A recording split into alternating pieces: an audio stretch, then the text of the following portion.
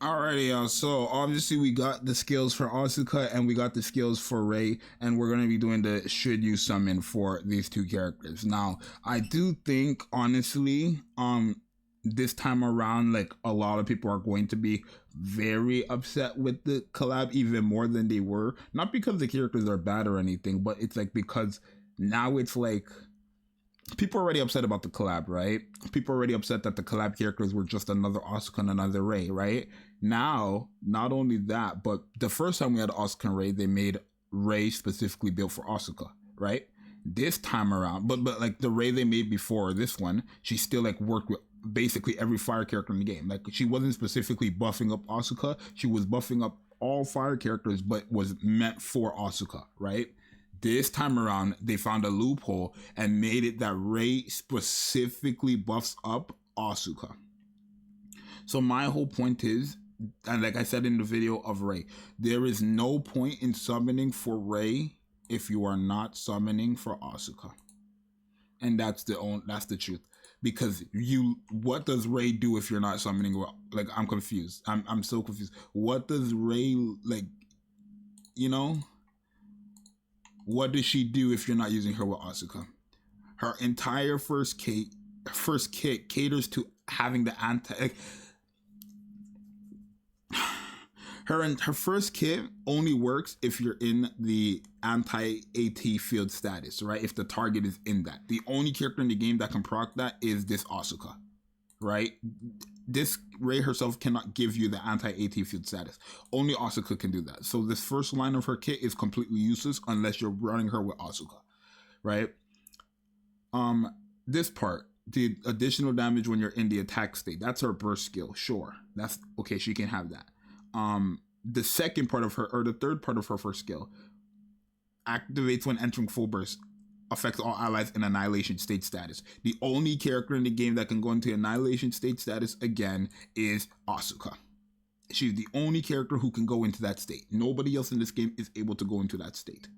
So this entire the first line and the third line of this skill one is useless unless you're running her with ASUKA. Yes? Okay. Second skill. Activates in the full burst and then affects allies with like a machine gun. Like this is a machine gun character buff, right? And then affects all allies, like an attack buff and a machine gun, like the heating up speed machine gun, right? You're using her, she buffs the machine gun characters in that way, and then all allies as well. Wow, this table's a bit wonky. The attack, like all allies get the attack buff, right? These are the DPS machine gun characters.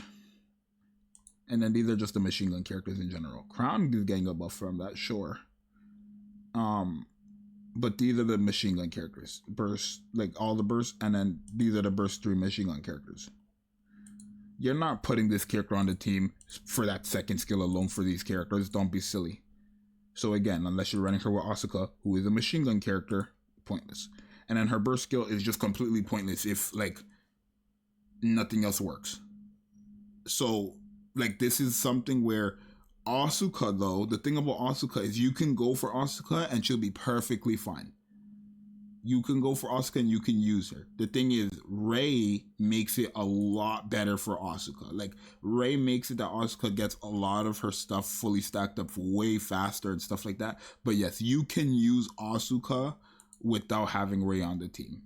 You cannot use REI unless you have ASUKA on the team. That's just how it is. I'm sorry, I know it sounds crazy, but that's just how it is. So, I mean, I don't even know what I should tell you. It's as simple as that. You can either go for REI for collective purposes, or if you're summoning for her, make sure you summon for ASUKA. If you want ASUKA, go for ASUKA. She's actually going to be somewhat of a, I feel like she's going to be a very good DPS, right? I'm thinking of like putting her on my Kraken team, or at least trying her out on the Kraken team to see how far she can go, where she can go. Her being a machine gun is already good. Her dealing additional damage every 50 normal attack is very good. At almost 500% is crazy. Almost 500% of additional damage as final attack is crazy. So I can already see that happening right there. for the Kraken specifically, either as a flex burst 3 character or an on-field burst 3 character, and then have Mana be the flex burst 3 character. I can easily see that happening. But yeah, basically Asuka's like where it is. Like, but these two would be a great team. These two will be a great team, right? Is Rei a good DPS herself? To an extent. Like, yeah, don't get me wrong, she's a good DPS herself to an extent, but the problem is she only works if you have Asuka. So it's like, that's what I'm saying, to an extent. I really don't see the value in summoning for one if you don't have one. It's as simple as that.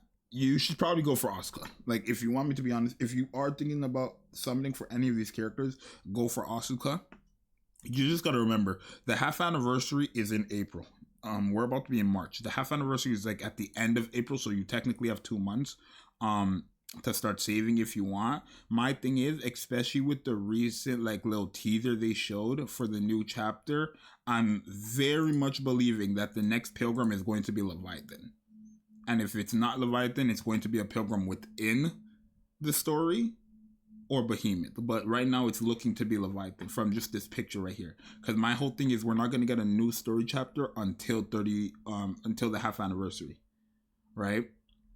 And if you guys look at this picture, obviously Cinderella, Graven Rappy, aura around them, looking down at Leviathan, who you can't see it, but if you zoom in, she's sweating. Right? I'm very much in belief that Leviathan is going to be the next pilgrim into the Nikke. So be wise on what you do. But I don't know. I feel like a bit let down this time around with the collab. Like, I feel like the characters are cool. I just don't like how they're doing that. Right? Like, it's one thing to make a character specifically for another character, but then it's another thing to completely make the character useless if, like, let me give you an example, right? Blanc needs Noir to work, right? Or at the time, she needed Noir to work. But if you had Noir on the team, Blanc was giving you crazy team-wide buffs. And the same thing goes for Noir. Both of these two were giving crazy team-wide buffs. And the same thing is for Tia and Naga, right? For Asuka and Rei, it's like, not only for one of them, you need to have the other character, but if you don't, then it's like you can't use them at all. And it's like, even if you, or no, not if you don't, if you do have the other character with them, it's like she's still only buffing up basically one character. That attack buff, 11% of the caster's attack is not doing jack all. Like 11, this is level 10 skills, by the way. An 11% attack buff of the caster's attack for 10 seconds when entering a full burst. Wow. Let me summon for a character like that. Like, no, you're not using Rei unless you have Asuka, and that's just it. So honestly, should you summon, if you have the currency and you want to summon for Asuka, if you are summoning for Rei, make sure you have Asuka. It's as simple as that. Let me know what you think. I'm out, bro. I'm out.